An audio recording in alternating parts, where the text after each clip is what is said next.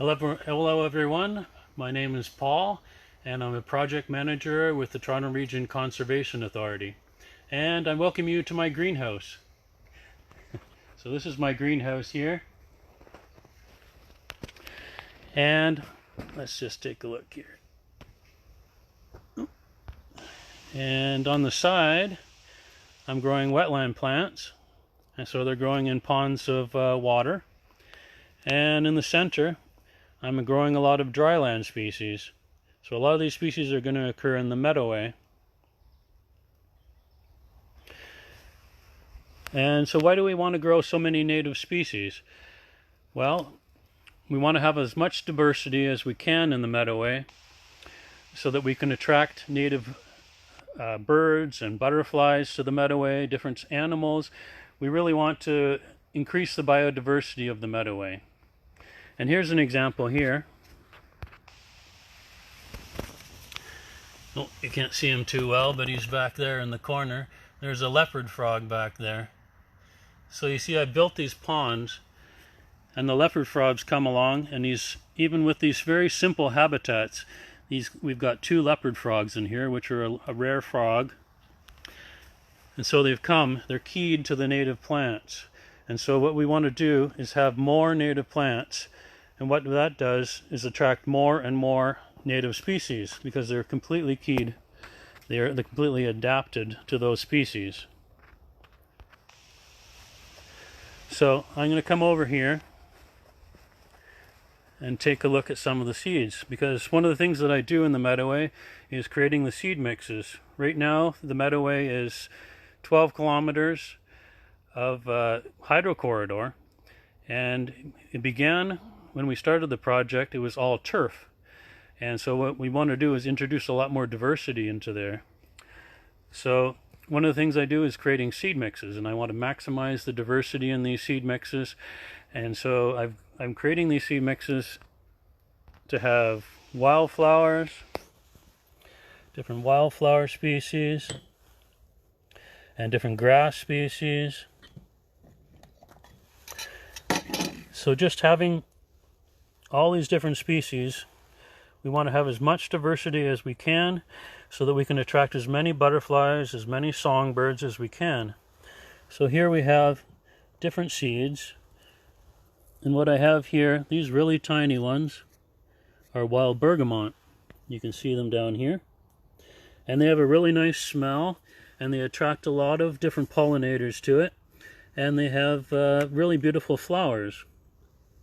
Excellent for the garden. And so here we have butterfly milkweed, beautiful orange flowers, and excellent for pollinators. And this one that I'm laying out is cup plant. So cup plant has really big flowers, and the seeds are really large. So you can see this one is really big, and the birds really like that. They eat a lot of them. Here, this is Indian grass. It's an excellent species. It holds the soil. It's very tall, attracts a lot of birds because it likes its nesting habitat, and they like eating the seed. Here's an aster species, or a goldenrod species, sorry. And it produces a lot of flowers in the fall, and it produces a lot of nectar for migrating butterflies. And here is a type of wild rye, and again it has nice big seeds for the birds to eat, and it produces a lot of habitat, and they have nesting structures. So just looking at these different species, you can see we have really tiny seeds and we have really large seeds, so we have different techniques for seeding them. Can anybody guess what this is? Because it's a goldenrod, can you guess how it's dispersed? You can see it floats really easily, so the wind catches it and it disperses that way. Whereas this, sometimes the birds will knock it off and it'll spread it around. So I'm just going to show you how to do some seeding with some different species here. So in here I have my seed mix. What this is it's an organic mix, potting mix, and I've added about 50% sand into here, And also I've added biochar. So this is biochar. It's basically carbon, but then if you just put activated charcoal right into the garden, it'll actually suck the nutrients out of your soil. So this has been activated by adding manure and by adding different elements to it, and so you leave it for about 3 months and it soaks that all into your carbon, and then you put that into your mix, and then that slowly releases back into the soil. And so you're basically fertilizing the soil, and you're fertilizing the microbiome, and so that fertilizes your plants. So we press this down nicely to get rid of the air pockets, and then let's seed butterfly milkweed here. So we take a little bit of seed and we're spreading it on just about like that, maybe a little bit more. There's a little bit of chaff in there we don't want, so just about like that. And then what I've got here is vermiculite, and we just put a little bit of that over top. So what that does is it holds moisture. Vermiculite is organic. It's rocks that have been puffed up with heat. And we press this down and it holds moisture onto the soil, but it's also, the vermiculite is translucent, so it lets light through into the seed. So that's our butterfly milkweed. And then let's seed a little bit of this grass. So this is Indian grass. So just like that. And if you wanted to do individually, you just put a couple seeds, 3 or 4 seeds in there. But we want to grow a lot of plants because we have a lot of area to restore. So many species need our help. So just like that. So you're putting a little bit more soil into this. And typically what you're doing is you're trying to go double the thickness of the seed. So the seed has so much energy in it, it can only get up so far. So you only want to have about twice the thickness of the seed, and that allows the seed to come up through the vermiculite. So there we have those. And then you just carefully water those afterwards, and they'll be ready to go. And you just keep it moist so that the seed will germinate consistently moist. And here's an example. This is a dry mix. I was doing a bit of an experiment, just testing one of the seed mixes that we're using in the Meadoway. And you can see here's little grasses coming up and little wildflowers popping up as well. So that's just an example of what it's going to start looking like in the Meadoway. So the Meadoway is 16 kilometers. It goes all the way from the Don River all the way to the Rouge River. So restoring that habitat is going to create a linear corridor.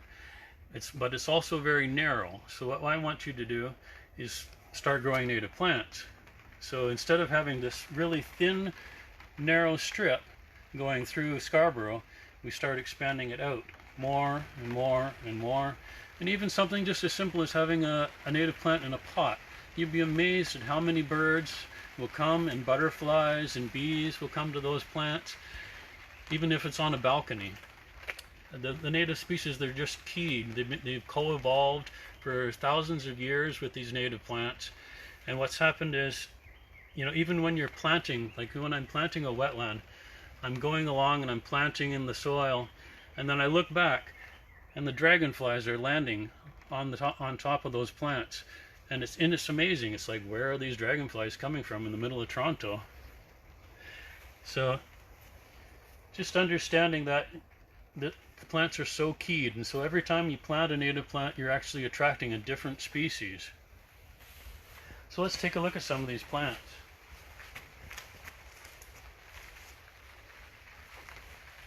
So here's one of the plants that we've been growing. This is cut plant. So here's some of its early leaves that pop out of the seed, and then here's a little tiny true leaf starting to come out. And you wouldn't believe how big this plant gets. Look how small it is now, but I mean, it'll get as tall as this greenhouse. It's a huge plant. And one of the special things about this plant is it actually has cups. The leaves come together and they form cups. And it allows water to gather there, and the wildlife come and they take a little drink from it. It's a very big plant though, so you want to put it in an out-of-way place. And there's different things here, like this is stinging nettle. which we don't put too much in the Meadoway, but it's an excellent plant for your garden. You don't want to touch it with your hands. You probably want to wear gloves, but it has all sorts of nutrients when you eat it.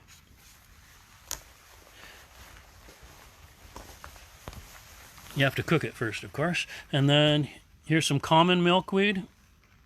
So excellent plant. This is the plant that the monarch butterfly loves, and it's totally keyed. The larvae only feed on the Asclepias species, the milkweed.